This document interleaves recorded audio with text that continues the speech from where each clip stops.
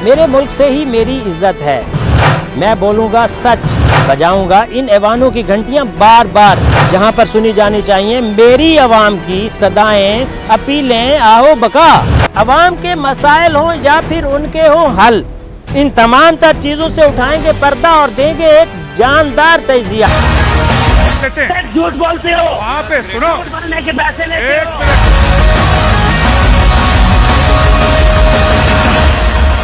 Programme पर बोलना पड़ेगा, आपको बोलना पड़ेगा।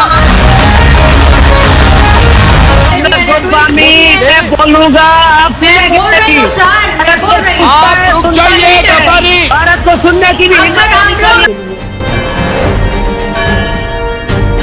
बिस्मिल्लाहिर्रहमानिर्रहीम, अस्सलाम वालेकुम। जावेद गफ़ारी आपकी खिदमत में हाज़िर। और आज एक छोटा सा सफ़रनामा है। मैं गया था यूएई, तो मैंने कुछ दोस्त पूछते रहते हैं कि यार कैसा रहा वो सफ़र।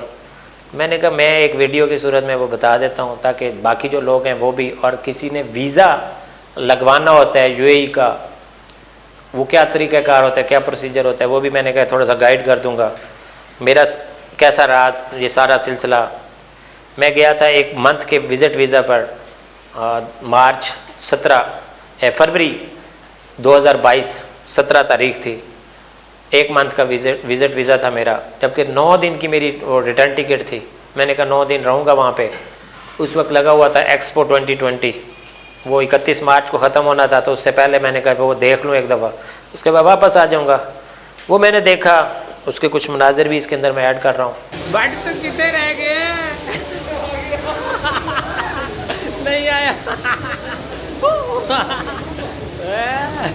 आ गया।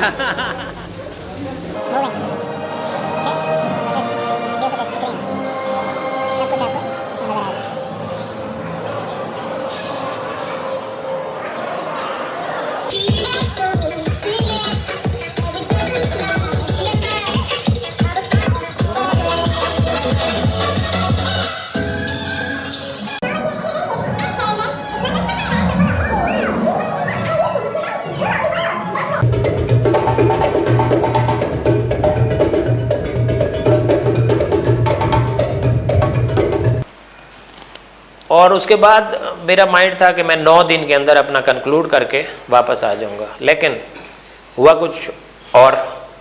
वहाँ पे दोस्त हैं बड़े अजीज़ मेरे, उन्होंने मुझे मशवरा दिया कि आप क्योंकि जर्नलिस्ट हैं तो आपको चाहिए कि आप एक रेजिडेंट वीज़ा अप्लाई कर दें। एज अ जर्नलिस्ट मैंने अप्लाई नहीं किया। वहाँ पर मुख्तलिफ़ किस्म के वीज़ाज़ होते हैं, उनमें से कोई एक रेजिडेंट वीज़ा मैंने अप्लाई किया।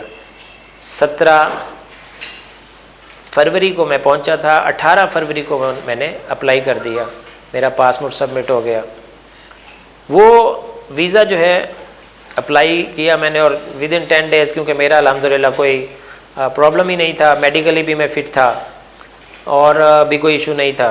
तमाम तर चीज़ें ओके होने के बाद होने पर मेरी अप्रूवल आ गई, वीज़ा अप्रूव हो गया। उसके बाद 2 माह वो देते हैं, उसके अंदर वो एजुकेशन होती है उनकी, एक उनका मेडिकल होता है, चेकअप होता है, और एक होता है उनका फिंगरप्रिंट। ये 3 चीज़ें होती हैं जो कि वो करना लाजिम होती हैं।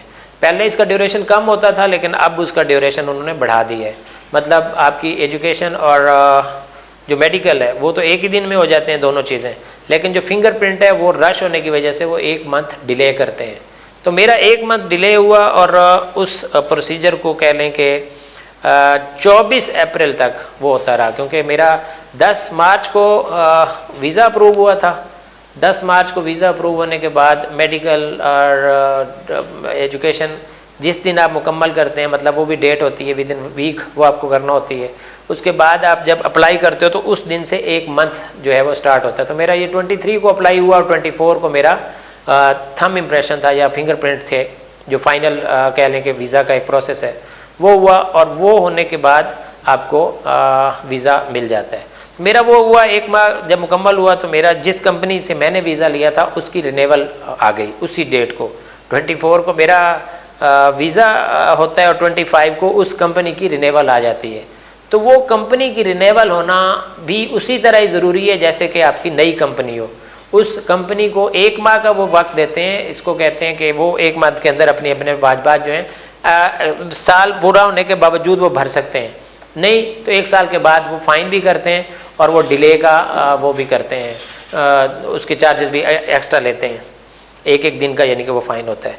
तो मेरी जिस कंपनी का वीज़ा था उस के मसाइल कुछ इस तरह हुए कि वो 3 मंथ यानी कि 2.5 मंथ तकरीबन बन गए, वो डिले हो गया। उन्होंने वो कंपनी जो है उसकी रिन्यूअल हो गई, उसके लाइसेंस रिन्यूअल हो गई, उसके सारे वाजबात मुकम्मल हो गए और उसके बाद मेरा जो वीज़ा था वो जो 10 दिन में अप्रूवल आई थी उसको डिले होने की वजह से, कंपनी की रिन्यूअल की वजह से मेरे 5 मंथ तकरीबन लग गए इस वीज़ा को अप्रूव वो फाइनल होने में। अब मेरा वीज़ा जब फाइनल होता है तो मेरा वीज़ा, क्योंकि मैं 2 माह का मुझे ई वीज़ा मिलता है, जब मैं 1 मंथ के वीज़े पे जाता हूँ तो उसके बाद जिस दिन से वो ई वीज़ा लगता है तो वो पिछला वाला वीज़ा ख़त्म हो जाता है और ई वीज़ा 2 मंथ का होता है। अब मेरे वहाँ पे समझ लें 2.5 महीने तो वो थे जो मेरे बाकायदा थे, कानूनी थे, लेकिन ऊपर जो मैंने 2.5 महीने किए थे 1 माह 24 दिन शायद बनते हैं या पता नहीं 2 माह 24 दिन बनते हैं, मुझे अब एग्जैक्ट याद नहीं है, उसका वो लेते हैं, वो फ़ाइन लेते हैं। तो मेरा जो फ़ाइन बना था वो 1928 दिरहम बना था, वो 25 दिरहम पर डे बनता है। वो जब मैंने फ़ाइन भी दे दिया, सारा कुछ मामलात हो गए, उसके बाद मेरा वीज़ा जो है बाकायदा रेजिडेंट वीज़ा 2 साल का मेरे हवाले हो गया और उसके बाद मैं अपने आप को आज़ाद फील करने लगा। तो ये मेरा टोटल 5 माह लगे थे, लेकिन ओवरऑल क्योंकि मैंने आपको बताना है और आपको तमाम प्रोसेस बताना है, इसलिए मैंने ये वीडियो बनाई थी कि मैं सारी चीज़ें बताऊं, लेकिन मैंने अपना एक्सपीरियंस भी शेयर करना था कि मुझे 5 माह लग गए। लेकिन वैसे ओवरऑल 1 माह या 1.5 माह के अंदर अंदर आपको बाकायदा रेजिडेंट वीज़ा 2 साल का या 3 साल का मुख्तलिफ़ कैटेगरीज़ हैं वो मिल जाता है। मतलब आप कोई भी आम बंदा,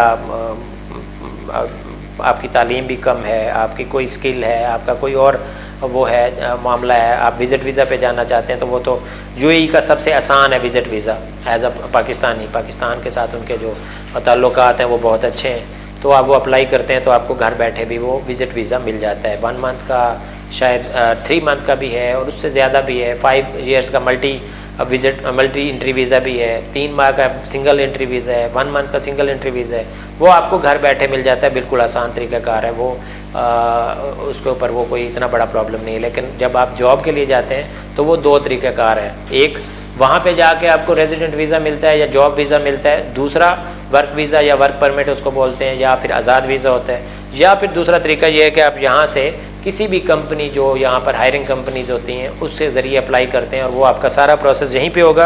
आपका यहाँ से प्रोसेस होने के बाद फिर आप वहाँ पे जब जाते हैं तो आप रेजिडेंट के तौर पे जाते हैं और वो वीज़ा आपका लग के जाता है वर्क परमिट का। तो ज़्यादातर लोग जो लगवाते हैं वो यहाँ से विज़िट वीज़ा पे जाते हैं, 1 मंथ का, 3 मंथ का, वहाँ पे अपने किसी दोस्त जानने वाले के साथ उनकी पहले से सेटिंग होती है, वो वहाँ पे जाके सेटिंग करवा देता है, या वहाँ पर जाके जॉब सर्च करते हैं और जॉब सर्च करने पर उनको कंपनीज़ फ्री वीज़ा देती हैं।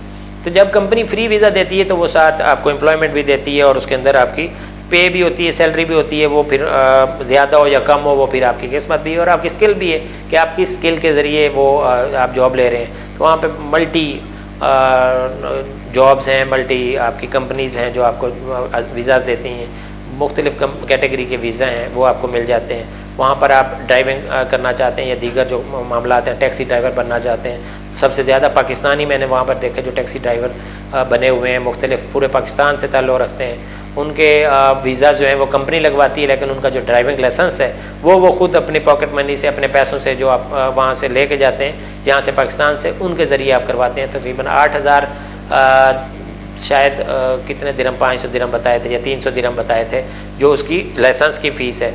मुख्तलिफ़ कंपनीज़ जो हैं वो किसी भी स्टेट से रजिस्टर्ड होती हैं, वहाँ पे फजीरा उससे होती हैं, दुबई से होंगी या जुमान से होंगी या शारजा से होंगी या अबू धाबी से होंगी या दीगर किसी मुल्क से होंगी या फिर रास अल खैमा से होंगी।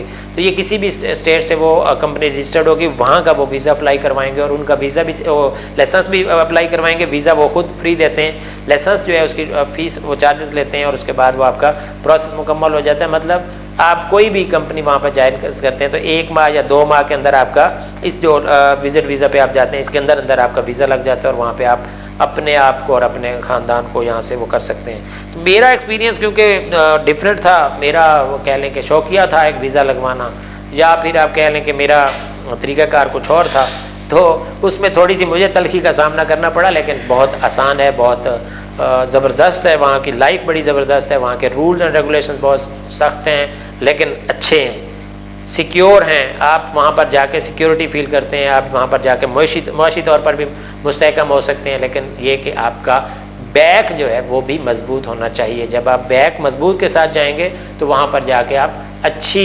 कारकर्दगी दिखा सकते हैं और आप अच्छा जाके वहाँ पर अपनी जो इनकम है उसको भी बढ़ा सकते हैं। और वहाँ पे रूल्स एंड रेगुलेशंस इतने ज़बरदस्त हैं कि आप अपने आप को कह लें कि दुनिया के सिक्योर तरीन मुल्क में आप अपनी वहाँ पर रिहाइश रखेंगे और वहाँ पर जो तमाम तर चीज़ें हैं उसकी तमाम तर चीज़ों से आप मुस्तफ़ीद हो सकेंगे बग़ैर किसी परेशानी के। अमन के तौर पर कोई क्राइम रेशो ज़ीरो कह सकते हैं आप, कोई ऐसी चीज़ नहीं है जो आप कह सकते हैं कि वो हाँ फ्रॉड ज़रूर होते हैं, वो दुनिया का पूरी दुनिया में फ़्रॉड मौजूद है, लेकिन आपने ख़ुद अपने आप को भी बचाना होता है। और वहाँ पे जो बाकी लोग हैं उनको बचाने के लिए वहाँ पर बड़ी ज़बरदस्त पुलिस और ज़बरदस्त इंतज़ामिया है जो तमाम तर चीज़ों को अच्छी तरह देख रही है। वहाँ पर हुकूमत जो है वो बाकायदा तौर पर मुस्तहकम है, उनकी जो ज़र मुबादला है वो भी मुस्तहकम है और इसलिए वहाँ पर ना ही कोई ऊपर लेवल पे करप्शन है और ना ही वहाँ पर जाके आप सरकारी लेवल पे कोई भी करप्शन की मिसाल देख सकते हैं। निजी तौर पर आप अपने तय या इंफरादी तौर पर करप्शन भी देखेंगे, कोई और चीज़ें भी देखेंगे, लेकिन हुकूमती लेवल पर कोई भी करप्शन की मिसाल ना होने के बराबर है। तो यूएई में जाना है, जाएँ, इंजॉय करें। मैंने अभी आपको वो वाला दूसरा वाला पार्ट जो है उसके अंदर वो बताऊंगा जिसके कि वहाँ पर इंजॉयमेंट क्या क्या होती है और वो ज़िंदगी इंजॉय करने के लिए भी आपका बैक का मजबूत होना ज़रूरी है। खुश रहिए, आबाद रहिए, खुशहाल रहिए। अल्लाह हाफ़िज़। मेरे मुल्क से ही मेरी इज्जत है, मैं बोलूँगा सच, बजाऊँगा इन ऐवानों की घंटियाँ बार बार जहाँ पर सुनी जानी चाहिए मेरी आवाम की सदाएं, अपीलें, आहो बका। आवाम के मसाइल हों या फिर उनके हों हल, इन तमाम तर चीजों से उठाएंगे पर्दा और देंगे एक जानदार तजिया। झूठ बोलते हो, वहाँ पे सुनो, बोलने के पैसे लेते हो।